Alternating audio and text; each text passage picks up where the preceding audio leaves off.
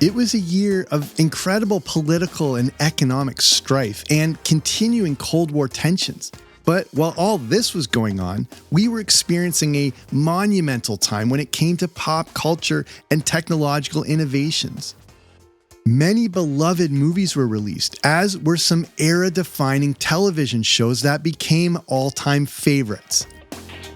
I'm Jamie Logie, and this is Everything 80s, a podcast that looks back on a decade that forever changed the way we dressed, consumed, and connected.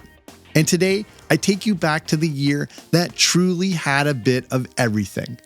This is a look back at 1987.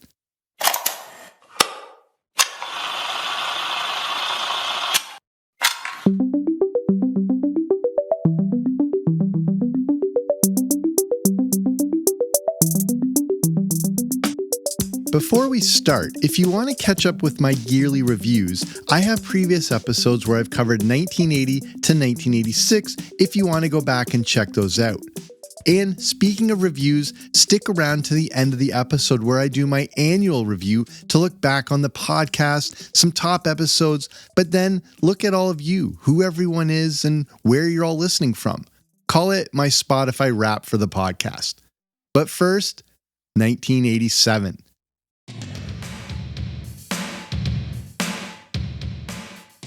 Even though this is more focused on the top pop culture moments from the year, we still need to look at some of the other significant events happening worldwide. And 1987 is quite a doozy. Here are just a few of those notable events. Mikhail Gorbachev and Ronald Reagan meet at a summit to discuss the nuclear weapons tension.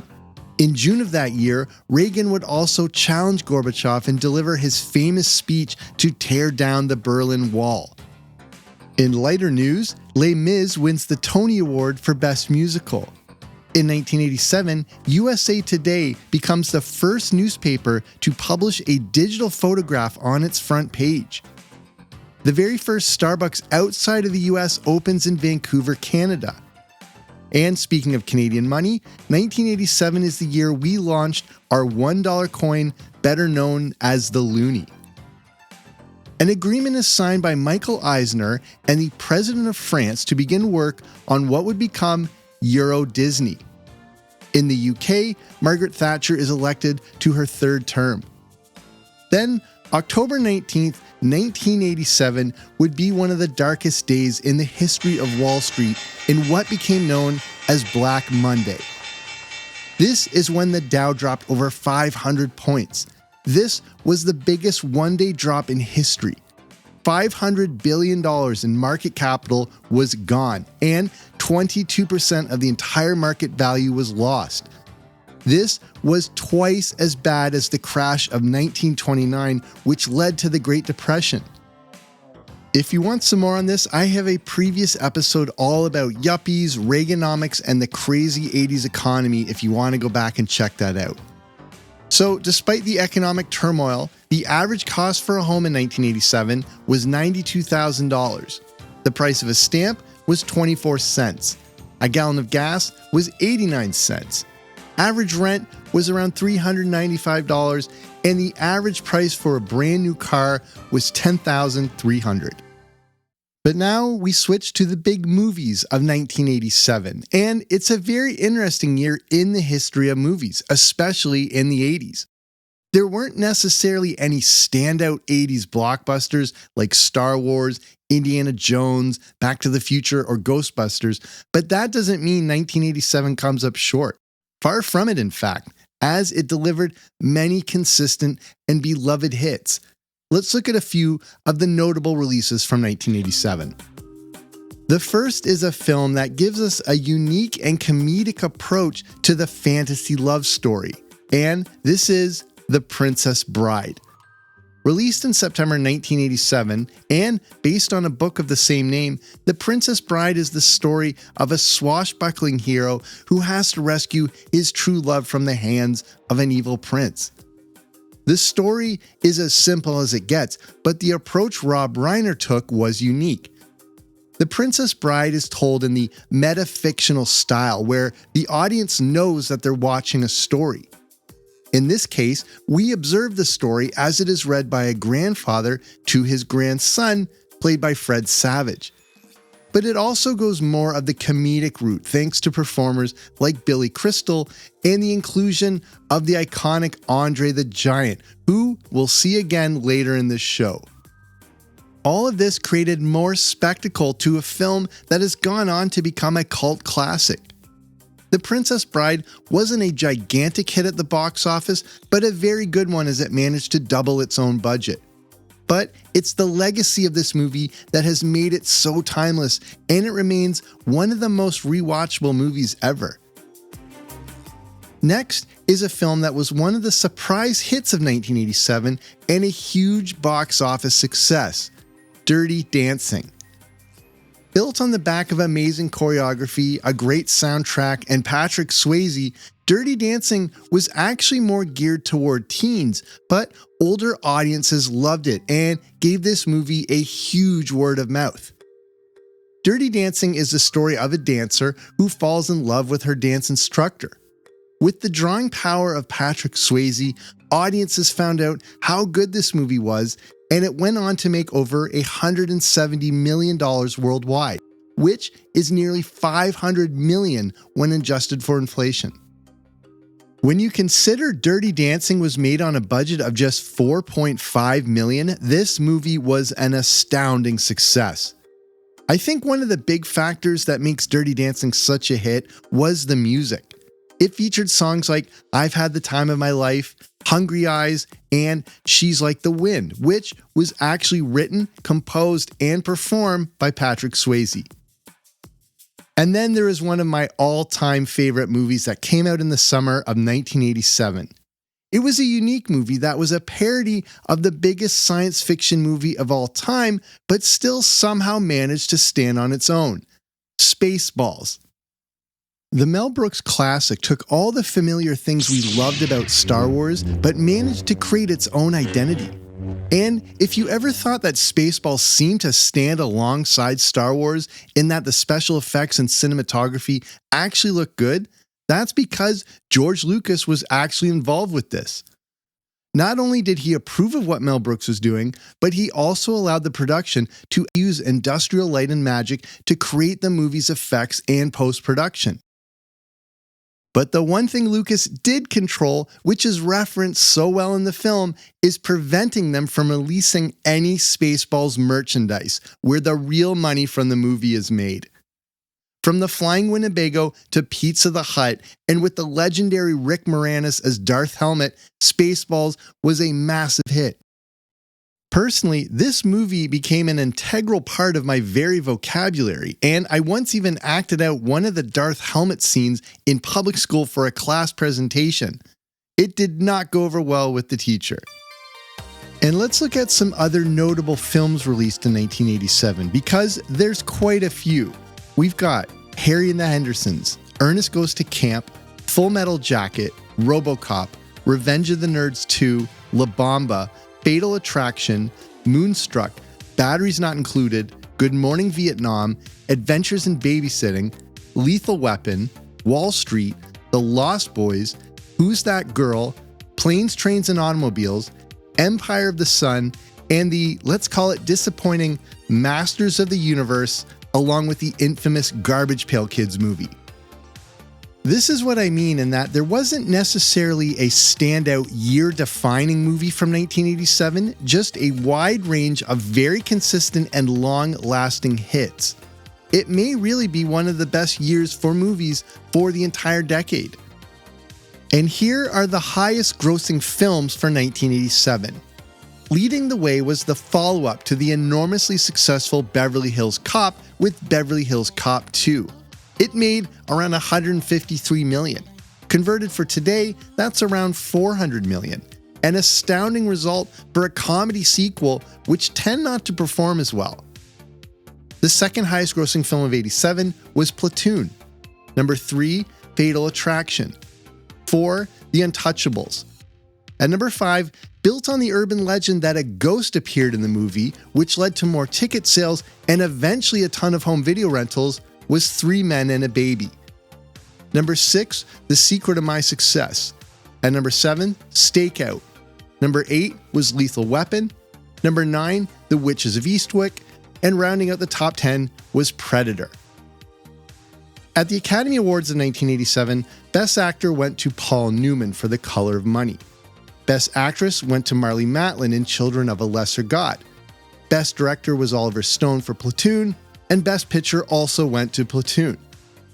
And speaking of movies, I have covered several classics from 1987 over at Patreon on the Everything 80s Movie Review podcast, including RoboCop, Wall Street, The Princess Bride, and The Lost Boys. If you want to check those reviews out or learn more about supporting the show, you can head to patreon.com/80s or click on the link in the show description. Moving over to the world of music, 1987 was an astounding year with much of the top 40 a mix of classic pop and rock. Here is the year-end top 10 singles according to Billboard. Number 1, Walk Like an Egyptian by the Bangles. Number 2, Alone by Heart. Number 3, Shake You Down by Gregory Abbott. Number 4, I Want to Dance with Somebody by Whitney Houston. Number 5, my personal favorite, Nothing's Gonna Stop Us Now by Starship. Number 6, C'est La Vie by Robbie Neville. 7, Here I Go Again by Whitesnake. 8, The Way It Is by Bruce Hornsby and The Range. 9, Shakedown by Bob Seger. And at number 10, the unofficial karaoke anthem, Livin' on a Prayer by Bon Jovi. But scattered throughout the Billboard Top 100 are so many monumental songs. Some that stuck out to me include With or Without You by U2 at number 15, I Think We're Alone Now by Tiffany, and Moni Moni by Billy Idol at 18 and 19, and Who's That Girl by Madonna, which was all the way down at number 42. When we look at the top albums of 1987, this is where it gets interesting, as this year produced some truly, truly iconic albums. If we're going by album sales, here's what the top 10 looks like. After a 5-year break from Thriller, Bad by Michael Jackson was unsurprisingly the best-selling album of the year. It was another astonishing record that, besides the title track, included songs like The Way You Make Me Feel, Man in the Mirror, Dirty Diana, and Smooth Criminal. Number 2 was the Dirty Dancing soundtrack. Number 3, Appetite for Destruction by Guns N' Roses. Number 4, Faith by George Michael. Number 5, Hysteria by Def Leppard. Number 6, The Joshua Tree by U2. Number 7, Whitney by Whitney Houston. Number 8 was Tango in the Night by Fleetwood Mac. Number 9, Kick by INXS. And number 10, Introducing the Hardline according to Terence Trent D'Arby by Terence Trent D'Arby. So that's album sales, but when we look at Billboard and which album spent the most time at number 1, here's how it plays out. The top album of the year would be Whitney by Whitney Houston, which was number 1 for 11 straight weeks. The Joshua Tree by U2 would be next with 9 weeks at number 1. Then there is a 3-way tie with 7 weeks at number 1 between the Dirty Dancing soundtrack, Slippery When Wet by Bon Jovi, and, even though it came out in 1986, Licensed to Ill by the Beastie Boys. Surprisingly, Bad by Michael Jackson was only number 1 for 6 weeks, and the La Bamba soundtrack spent 2 weeks at number 1. Now we move to the world of technology, and 1987 is an interesting one.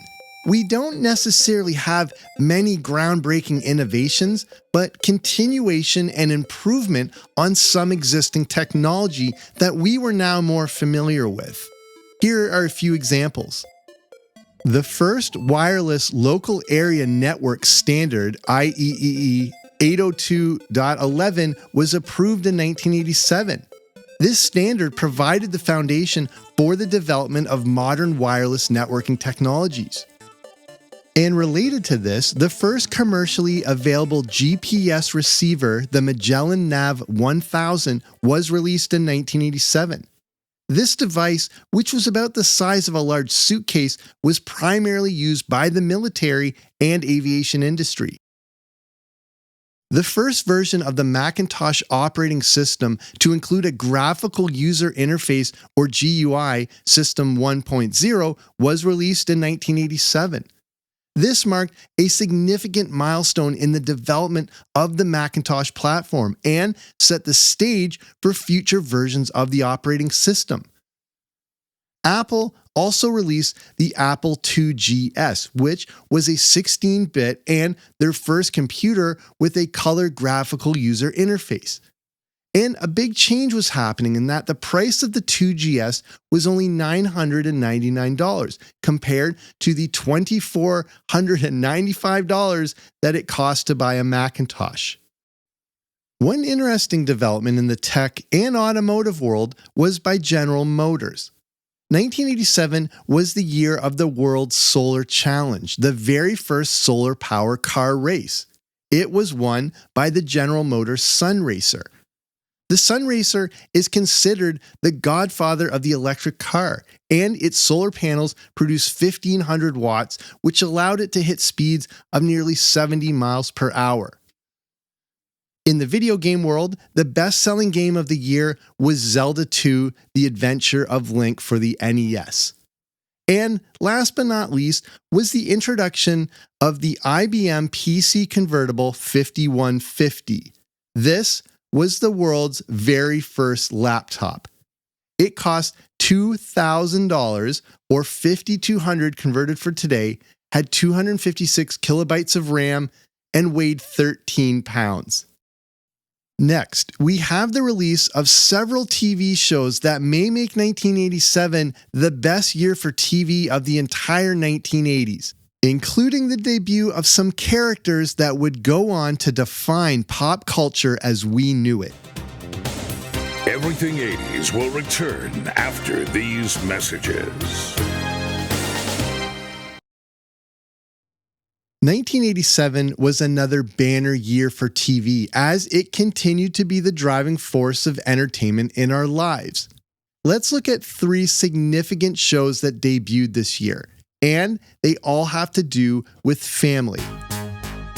On September 27, 1987, a new show debuted that featured a widowed father of 3 who moves in with his brother-in-law and best friend. Full House was an extremely important show for the ABC network as it ushered in a new era of sitcoms that followed a familiar tone, format, and structure.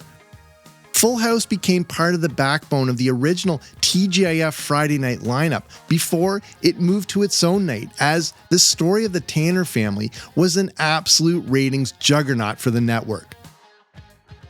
If you want some more all about the origins of TGIF on ABC, I have a previous episode all about it if you want to go back and check that out. But on the complete opposite end of the spectrum from Full House was another family-based sitcom that debuted on a new 4th network called Fox. And that show was Married with Children. She's her own customer, Steve. All this time she's been buying all this stuff herself. Al, your life is pathetic. Married with Children is the story of Al Bundy, a former high school football star who once scored 4 touchdowns in one game, but whose life went in the complete opposite direction he was hoping. He is married to Peg and has 2 kids, Bud and Kelly. Married with Children was unique in that it was the polar opposite of all the squeaky clean family sitcoms out there that's primary message was about hugging, sharing, and learning. Controversial and often offensive, the show set out with the approach that there's no such thing as bad publicity. And it worked, as it went on to become one of the longest-running sitcoms ever, as its raunchiness drew a lot of attention to the new show and fledgling network. The uncomfortable truth was the average family was probably more like the Bundys than they were the Tanners or the Seavers, Cosbys, or Keatons. And speaking of dysfunctional families, next we have what is probably one of the most important debuts in the history of pop culture. On April 19, 1987, a short cartoon appeared on The Tracy Ullman Show that would not only go on to create a pop culture explosion, but became one of the most important shows in the history of television. The crudely drawn cartoon featured a family of 5 based on the family of its creator, Matt Groening. Homer, Marge, Bart, Lisa, and Maggie, better known as The Simpsons, started out as a 1-minute feature on the 3rd episode of The Tracy Ullman Show. In that very first short, the 3 kids are being tucked into bed by Homer and Marge. The Simpsons would appear in these shorts 48 different times before being given their own full animated series on December 17, 1989. The Simpsons obviously will need its own episode to go into the true importance of this groundbreaking show. But if you were like me growing up, this was more than just a show and was a genuine part of my identity. Besides these 3 significant debuts, several other important shows first aired in 1987, including Star Trek The Next Generation, 21 Jump Street, The Bold and the Beautiful, here in Canada, Degrassi High, Jake and the Fat Man, A Different World, which made a huge splash when it debuted, which we'll get to in a moment. Next was Good Morning Miss Bliss, which was technically the prequel that gave us Saved by the Bell. And the show that scared the ever-living crap out of me, Unsolved Mysteries.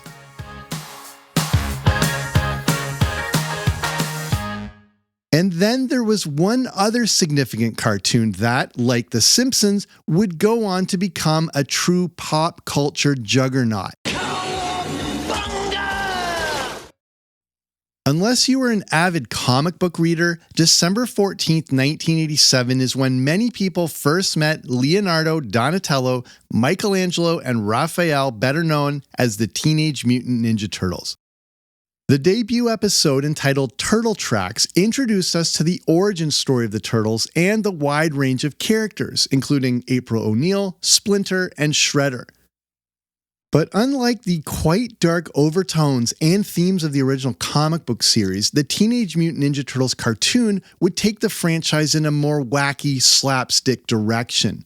This made it more accessible to younger kids. The cartoon series, which if you're from the UK, you knew as the Teenage Mutant Hero Turtles, was released in conjunction with a new line of toys, marking the beginnings of a multi-billion-dollar franchise. And let's look at the highest rated shows for 1987 according to Nielsen. As usual, The Cosby Show continued to dominate the ratings with a mammoth 27.8 rating. The average episode of The Cosby Show was attracting around 30 million viewers a week. That's like the entire population of Venezuela turning in per show. To put this into context, the best season of Modern Family would pull in around 17 million viewers. Number 2 was A Different World, that wasn't far behind The Cosby Show with a 25 rating. Number 3 was Cheers with a 23.4. At number 4 was The Golden Girls at 21.8. 5 was Growing Pains, 21.3. 6 was Who's the Boss with a 21.2 rating. At number 7 was Night Court with a 20.8. 8 was 60 Minutes, which had now taken a considerable drop, but was still getting a 20.6 rating. Number 9 was Murder, She Wrote with a 20.6. And at number 10 was a tie between one of my all-time favorites, Alf, and The Wonder Years with an 18.8 rating. 1987 was an interesting year as NBC was starting to move into more prominence as it featured the 4 highest rated shows, and they would continue to be the network leader for years to come. This takes us into the major sporting events of 1987. So we're coming off a World Cup year in 1986, and 1988 would have a Summer Olympics, but there were still some very big world sporting events in 87. This was the year the very first Rugby World Cup was held. It was co-hosted by Australia and New Zealand and eventually won by New Zealand.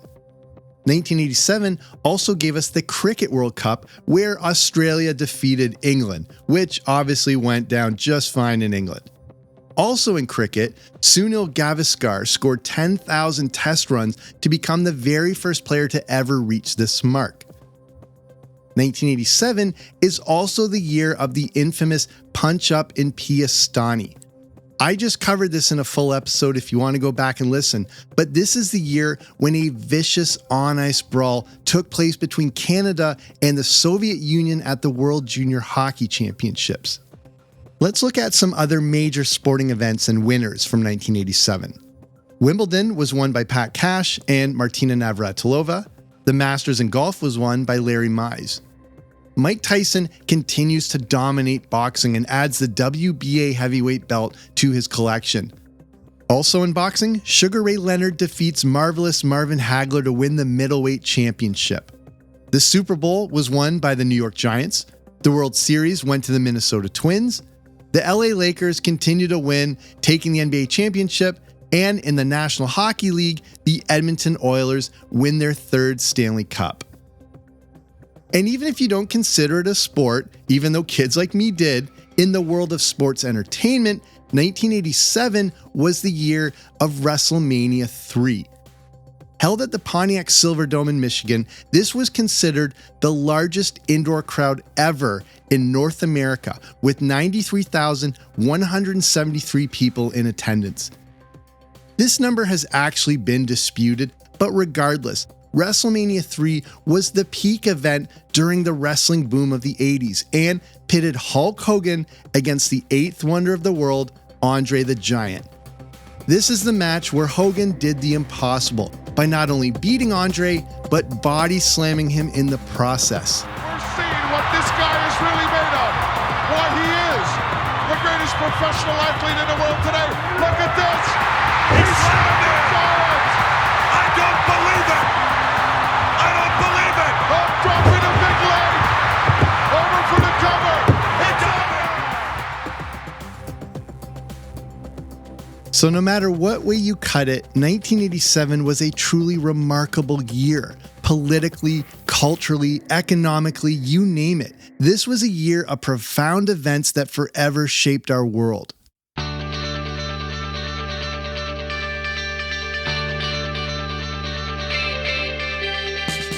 And as mentioned, I want to finish with my own year in review where I look back over the last 12 months of the podcast. So you know how Spotify has its Spotify Wrapped for music. Well, they also share a lot of similar type information with podcast creators, and it helps to give us a good snapshot of everyone that listens to the show. So I thought I would share this with you. So who are all of you and where are you listening from? Well, as of right now, this podcast has been heard in 83 different countries, including some places like Malta, Czechia, Peru, even Latvia and Zimbabwe, which really blows my mind. And here are the top 10 most listened to countries and a few of my connections with some of them. First is the US at number 1, which has been like a second home to me. Not only do I live right near the American border, but I spent years living and working there, and my very best friends are from the US. The country that listens the second most is my home country of Canada, which is great because this hasn't always been the case, and the land of Michael Bublé was often lower down on this list. Number 3 is my other home, the UK. If this is your first time listening, I was born in Canada but grew up between here and the UK. I have English citizenship, so I was lucky enough to experience the pop culture of the 80s from an English perspective as well, including things like Blue Peter, Neighbors, and Banana Man. Number 4 on the list is Mexico, another place I've been to and is just astounding to visit. The country that the show was the 5th most popular is Australia, and I lived in Sydney for a little while. I have some friends and family over there, and yes, I enjoy Vegemite. Number 6 is a country I also lived in for a little bit, New Zealand. I spent a lot of time in Auckland and traveled throughout your jaw-droppingly stunning country. Number 7 on this list is good old Ireland. I have some friends from there and I've been a bunch, and this is a tip I always give to anyone traveling anywhere. If you want to have a good time, just look for the Irish people. Number 8 and 9 on this list is actually the Philippines and then Iceland. 2 more countries, of course, that I'm dying to visit. And at number 10 for most listened to country is Brazil.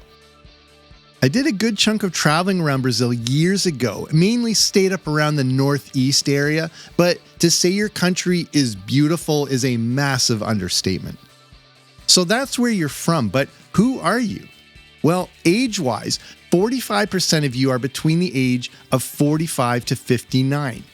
The next biggest age range is 35 to 54, and you make up 36.04% of all listeners. After that, 9.85% of all listeners are in the age range of 28 to 34. But there are more.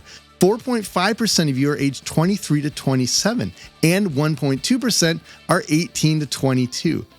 And then there are 1.97% of you that are 60 to, and I'm not making this up, 150.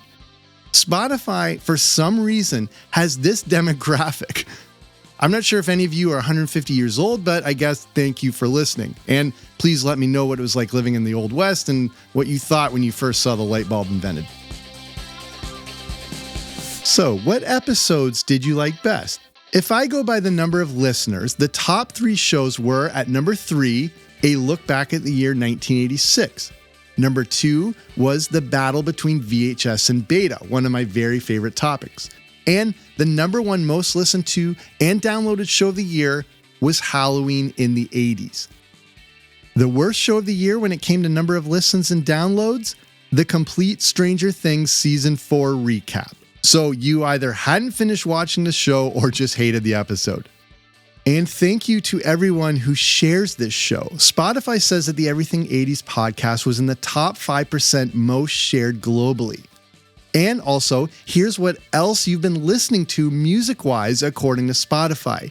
You all seem to love Bing Crosby, amazing, Frank Sinatra, love it, Nat King Cole, iconic, Taylor Swift, I'll allow it, and Michael Bublé, which is perfect. So I'll finish it there, but thank you so much for being here today, whether this is the first episode you've listened to or if you've been here from the very beginning. And thank you to Andrew, Dila, Dunner, Robin, everyone at Curious Cast. But thank you for being a part of the show and listening so that I can share my love of the 80s with you. It wouldn't happen without you. So that's it for me. I'm Jamie. This has been Everything 80s, but I'll be back soon with a new episode. Don't you dare miss it.